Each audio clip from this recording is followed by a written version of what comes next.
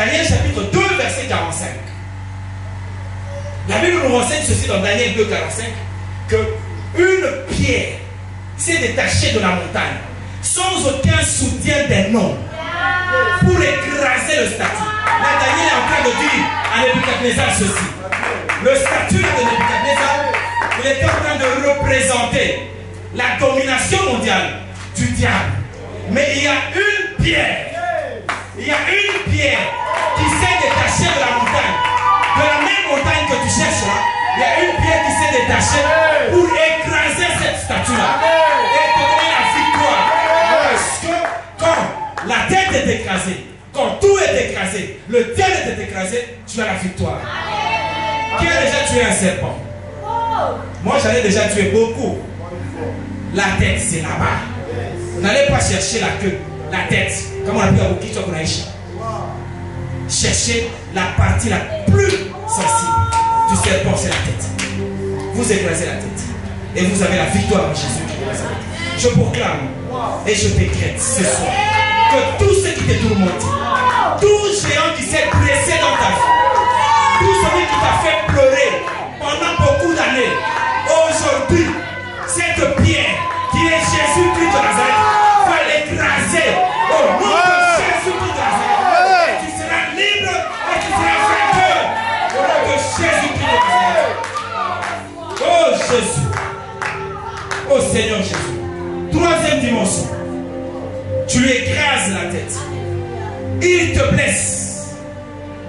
Mais cette blessure n'est pas une faiblesse. C'est une blessure voilée. Pourquoi voilée? Lorsque vous lisez Ésaïe chapitre 53 verset 5, on nous parle de celui qui est venu nous sauver. Il a été blessé. Le sang a coulé de la tête. Le sang a coulé des côtes, des mains, des pieds, partout. Même du dos, on a fouetté. Le sang a coulé. C'est en cela que le prophète Ésaïe dit que celui-là est venu nous sauver. Et cela s'est réalisé dans Matthieu chapitre 27, verset 57 et le suivant. Lorsque Jésus était à la croix, c'est le jour où cette prophétie de Ésaïe 53, 5 s'est manifestée. La Bible nous dit ceci: par ces meurtrissures, nous serons guéris et nous sommes guéris. Donc chaque fois, bien aimé, que tu as une maladie, chaque fois qu'il y a quelque chose qui t'attaque, invoque Dieu par Ésaïe 53, verset 5. Tu as dit, Seigneur, par tes meurtres. Pourquoi? Parce que tu as la révélation. Lorsque tu as la révélation, rien ne peut t'avoir. Lorsque tu as la révélation, rien ne peut t'atteindre. Et en plus du courage, en plus de la révélation, de la foi et de la patience, il y a aussi la prière qui doit accompagner celui qui attend la montagne ou celui qui va faire la montagne. Caleb est venu de la tribu de Juda. Et la tribu Juda signifie prière.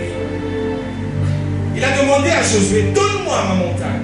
Et cette montagne, c'est Hébron. Hébron était une ville, et tu as encore une ville stratégique dans Canaan. Une ville située au-dessus. C'est une ville élevée. Hébron a abrité les tombes d'Abraham et de Sarah. David y a été loin. Donc c'est une ville très stratégique que Dieu a donnée à Caleb. Je voudrais dire à quelqu'un ce soir: Dieu ne peut pas te donner quelque chose qui n'a pas de la valeur à ses yeux pour toi. Amen.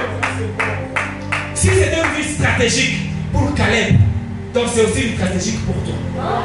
Donc vous comprenez par cette dimension que c'est la prière aussi qui fait en sorte que vous puissiez créer, recréer, récupérer, reconnaître, recommencer, restaurer par la prière.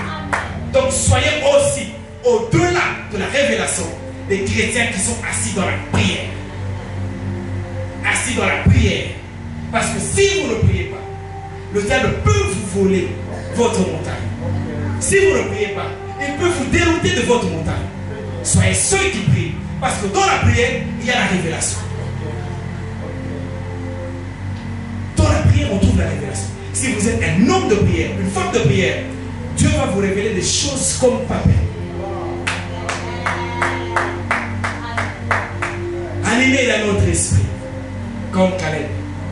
Animé dans notre esprit, comme Caleb. Mais je voudrais encourager quelqu'un avant de chuter. Je voudrais qu'on nous lise, ou je vais lire personnellement,